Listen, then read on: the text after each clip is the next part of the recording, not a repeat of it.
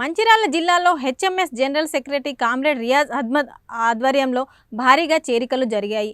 Mandamarri area HMS ఆఫీసులో జరిగిన సమావేశంలో సింగరేణి ఆపరేటర్స్ అండ్ కార్మిక సంఘ అధ్యక్షుడు బెడల విజయ్ కుమార్, నాయకులు పుల్లూరి మహేష్ హెచ్ఎంఎస్లో జాయిన్ అయ్యారు. మందమర్రి ఏరియాలో హెచ్ఎంఎస్ని బలోపేతం చేస్తామన్నారు. రానున్న ఎన్నికల్లో మందమర్రిలో గెలిపే ధ్యేయంగా పనిచేస్తామని తెలిపారు.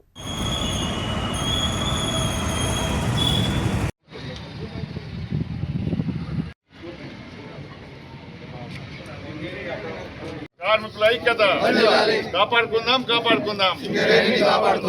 కాపాడుకుందాం నల్ల చట్టాలను తిప్పికొడదాం. 4 కోట్లను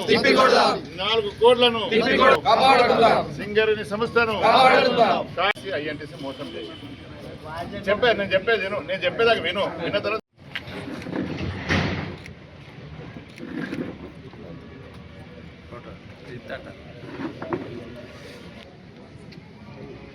engineers and engineering workers union HMS Jagruthi Telangana ఈరోజు మందమర్రి ఏరియాలో ముఖ్యుల సమావేశం ఏర్పాటు చేయడం జరిగింది.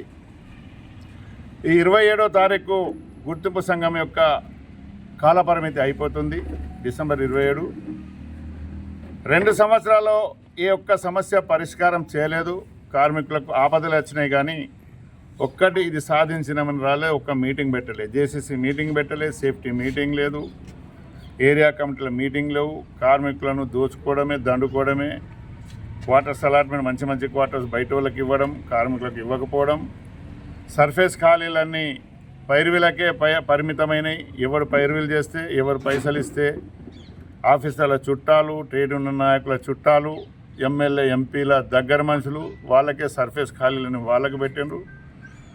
ఓపెన్ కాస్ట్లన్నీ ఒకప్పుడు ఓపెన్ కాస్ట్ వద్దు, అండర్గ్రౌండ్ మైన్స్ కావాలి అన్నాం.